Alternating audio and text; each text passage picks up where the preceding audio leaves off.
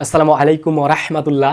আল্লাহ তাআলার কাছে লক্ষ কোটি শুকরিয়া যে আল্লাহ তাআলা সিরিয়াকে দীর্ঘ 11টি বছর পর তারা যুদ্ধ করতে করতে গৃহযুদ্ধ করতে করতে তারা প্রায় 5 লাখ তাদের জনগণ, তাদের নাগরিক, সিরিয়ার দেশের নাগরিক তারা জীবন দিয়েছে। জীবন দিয়ে অবশেষে তারা এখন স্বাধীন, তারা স্বাধীনতা অর্জন করেছে।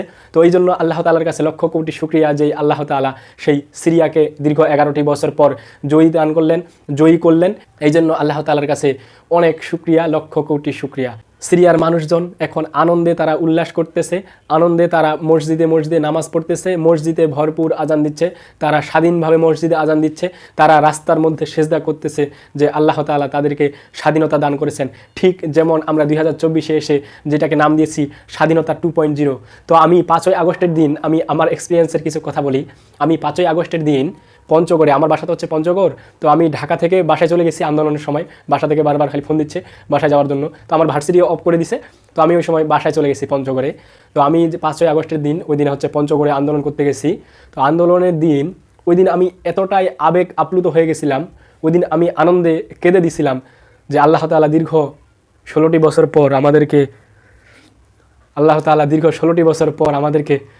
স্বাধীনতা দান করলেন, যেখানে কিনা আমার ভাই আবু সাইদ 2 হাত তুলে এইভাবে বুকটা চেতিয়ে তারা জীবন দিল, যেখানে কিনা আমার ভাই মুগ্ধ, পানি লাগবে কিনা পানি এই বলতে বলতে তারা জীবন দিয়ে দিল। তো সেই দিন আমি আনন্দে কান্না করেছিলাম। এবং আমরা যারা পঞ্চগড়ে যারা আমরা আন্দোলনে ছিলাম, ওই দিন আমরা ওইখানে জোহরের নামাজ পড়ছিলাম। ওই দিন ওখানে আমরা ওই দিন রাস্তার মধ্যে জোহরের নামাজ পড়ছিলাম, আল্লাহকে সিজদা দিয়ে জানাচ্ছিলাম যে আল্লাহ, আমরা দীর্ঘ 16টি বছর পর স্বাধীনতা অর্জন করতে পেরেছি।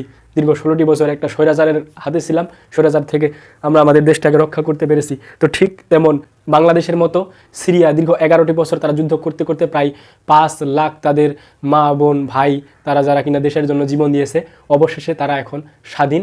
তারাও এখন আমাদের মতো তারাও আমাদের মতো রাস্তার মধ্যে সেজদা করতেছে, আল্লাহ তাআলার কাছে শুকরিয়া আদায় করতেছে যে আল্লাহ তাআলা তাদেরকে স্বাধীনতা দান করছে। ইনশাআল্লাহ আমি এটাও বিশ্বাস করি যে আমাদের মতো আমরা যেমন স্বাধীনতা অর্জন করতে পেরেছি বাংলাদেশে, যেটাকে আমরা বিপ্লব করেছি, স্বাধীনতা 2.0 নাম দিয়েছি, যেটা সিরিয়া এখন স্বাধীনতা লাভ করলো তাদের প্রধানমন্ত্রী বাশার আল আসাদ থেকে।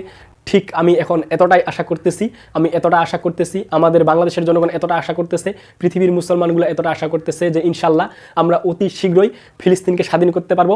ফিলিস্তিনের মানুষজন ওই দিন তারাও রাস্তার মধ্যে আনন্দে তারা কান্না করবে, রাস্তার মধ্যে তারা আনন্দে সেজদা করবে, আর আল্লাহ তাআলার কাছে বলবে যে আল্লাহ, আমরা স্বাধীন হয়েছি।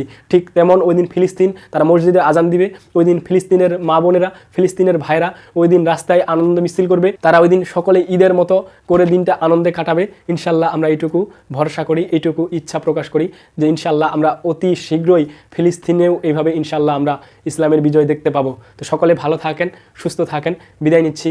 আসসালামু আলাইকুম ওয়া রাহমাতুল্লাহি ওয়া বারাকাতুহু।